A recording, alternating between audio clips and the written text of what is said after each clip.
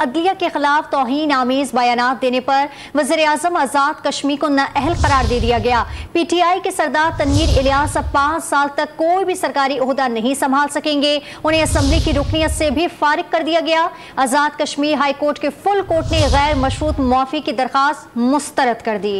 عدالت نے chief election commissioner کو آزاد کشمیر کے لیے نئے وزیر اعظم کے انتخاب کی ہدایت بھی کر دی۔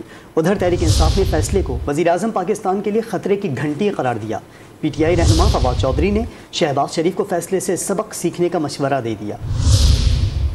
آزاد کشمیر میں مظفر آباد ہائی کورٹ کے کورٹ بینچ نے توہین عدالت کے الزامات پر وزیر اعظم آزاد کشمیر سردار تنویر الیاس کو نااہل قرار دیتے ہوئے عہدے سے برطرف کر دیا۔ ہائی کورٹ نے انہیں عدالت برخاست ہونے تک سزا سنائی۔ مقدمے میں طلبی پر سردار تنویر الیاس نے عدالت پہنچتے ہی غیر مشروط معافی مانگی۔ تاہم مقدمے کی سماعت کے دوران عدالت میں سردار تنویر الیاس کی ویڈیو چلائی گئیں۔ عدالت کے استفسار پر انہوں نے مقدمات کا سامنا کرنے سے انکار کرتے ہوئے واضح کیا کہ اگر ان کے کسی لفظ سے ججوں کی دل آزاری ہوئی تو وہ غیر مشروط معافی مانگتے ہیں۔ تاہم عدالت نے ان کی معافی مسترد کر دی۔ بینچ نے ریمارکس دیے کہ آپ ہمیشہ عدالتوں کے خلاف غلط قسم کی میڈیا ٹاک کا حصہ بنتے ہیں۔ چونکہ آپ کا سابقہ ریکارڈ اچھا نہیں ہے لہٰذا آپ کو نوٹس جاری کیا جائے گا۔ عدالت نے انہیں اسمبلی کی رکنیت سے بھی فارغ کر دیا۔ عدالت کے فیصلے میں قرار دیا گیا کہ تنویر الیاس توہین عدالت کے مرتکب ہوئے ہیں۔ فیصلہ سننے کے بعد سردار تنویر الیاس سپریم کورٹ آزاد کشمیر میں پیش ہوئے اور وہاں اپنے بیانات پر معافی کی درخواست کی۔ تاہم سپریم کورٹ نے سماعت 2 ہفتے کے لیے ملتوی کر دی۔ فیصلے کے بعد پی ٹی آئی رہنما فواد چودھری نے رد عمل دیتے ہوئے ٹویٹ کیا کہ آزاد کشمیر کا وزیر اعظم ہو یا پاکستان کا، عدالتی فیصلوں کا احترام ضروری ہے۔ وزیر اعظم آزاد کشمیر عدالت سے معافی مانگیں،